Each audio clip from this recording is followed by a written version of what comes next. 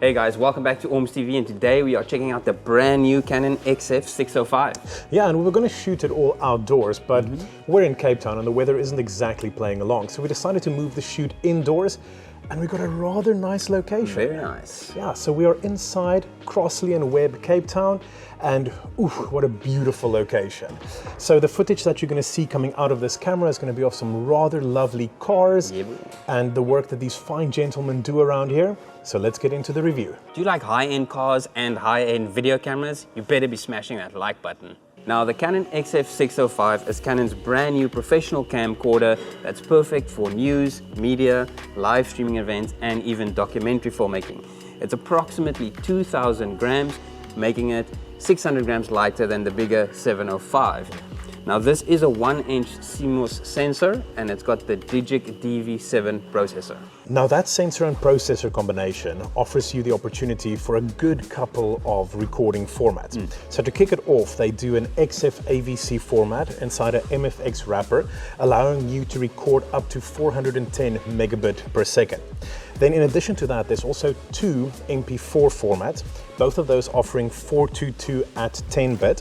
One is H.264 compression, running you at about 150 megabit per second, and the other is an H.265 compression, allowing you to push it up to 225 megabit per second. Now, also for the first time inside one of the XF series cameras, you also have the opportunity to record both long op and interframe, and that's quite huge for one of these types of cameras. Now, the XF605 is able to record in 4K 60 frames per second, but if you push it down to Full HD, you can push it up to 120 frames per second, making it perfect for action sports or even wildlife, getting those little slow-mo effects. Now, being an XF range, you have a built-in lens, so it's a 15 times optical, and it is L series, so it's going to give you that sharp quality that you want. However, quite a special feature here is when you do go to Full HD, you can actually get a 30 times zoom. Now, as we've come to expect from modern Canon cameras, the XF605 features the phenomenal dual pixel autofocus system, offering you face detect and eye detect autofocus with continuous tracking. And as we know, it works incredibly well. It's a phenomenal system. In addition to that, you also have 5-axis image stabilization, utilizing both in-body stabilization and optical image stabilization, which is perfect for handheld shooting, giving you that smooth shots. Really an awesome system. Yes, now this camera records to 2 memory cards, and what makes this quite interesting is that you can actually simultaneously record 2 different formats to each card. So for example, 4K to one, Full HD to the other. You can actually even record 4K to both, but with different color profiles. So that is quite a handy tool if you quickly want to send something to social media or send something off to the newsroom that's quite urgent. Rumor has it the owner of this Lamborghini is subscribed to OrmsTV. Shouldn't you be? So as we come to expect with the Canon XF range, you have 3 control rings. One can be zoom, iris, and focus control. But something quite new is this new multi-port. Now, this will allow future accessories that we're hoping to see, something like an XLR adapter. So obviously you do already have input 1 and 2, but maybe that'll allow you to have up to 4 inputs, which would be quite great. Yeah, the other new thing on this unit is the addition of a USB-C port on the back of the unit. Now, that USB-C port allows you to connect the camera directly to a laptop or a computer with an internet connection and use it as a webcam for live streaming. And that could be phenomenal if you're a reporter, you're on location and you need to live report on an event or something. That really could be a game changer in this field. Now that we've run through all the major specs on this unit, we're going to kick it over to Sam, our videographer, and he's going to talk us through the actual shooting experience and handling of this camera. So cut to you, Sam. So Sam, I want to kick it off by talking about the actual ergonomics of the unit related to the shooting experience. So how did you find that? Right, cool. So I actually personally really like shooting on this camera. I like the fact that I can get my whole hand through this top handle here, which makes a really nice top-down shot really easy, as well as having the articulating screen. That's helpful for every kind of position I'm shooting in, and it's amazing. I love that. And yeah, I feel like this is a really well-balanced, very lightweight, but also like heavy enough to still not mess up my shots. Now on this unit, there's an insane amount of controls, a lot of which I'm not overly familiar with. So you want to just take us through the operation regarding these controls? Absolutely. So here on the top, we have a nice quick menu access. menu, cancel, as well as a small zoom rocker on the top and a quick record button for when you are hand holding from here and maybe don't have the time to get back here and press the big button. There's a beautiful, nice big record button here on the back, which makes it super easy to hit with your thumb. There's also quite a large zoom rocker here on the side, which is very easy to use on there. And then most of your main controls will happen on this side of the camera with your menu, function, and the rest of your buttons being really quick and easy to get to.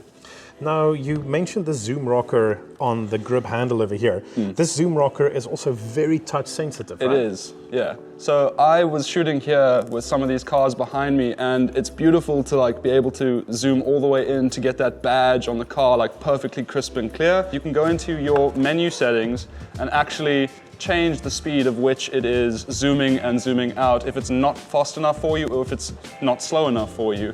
And what's really cool about that is it can really give you a cinematic effect. Like when I was shooting with it, I was here with obviously all these beautiful cars, and what I would do is just kind of make a cinematic movement but zoom in and get that beautiful logo of the car crisp and right there.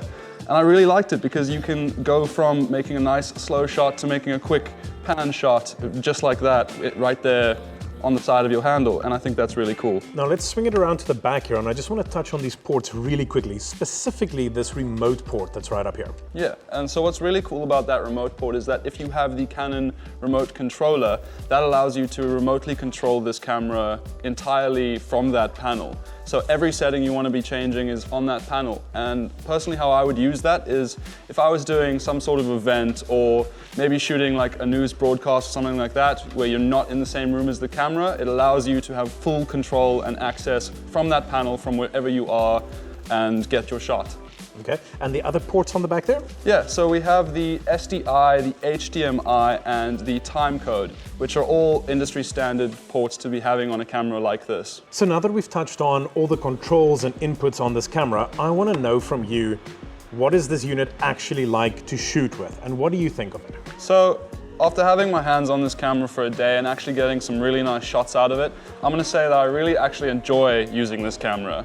I didn't think I would so at first because I've never shot on a camcorder style like this. I'm very much used to the C200 cinema camera, which is pretty nice to use, but honestly, I feel very comfortable with this after a full day of shooting.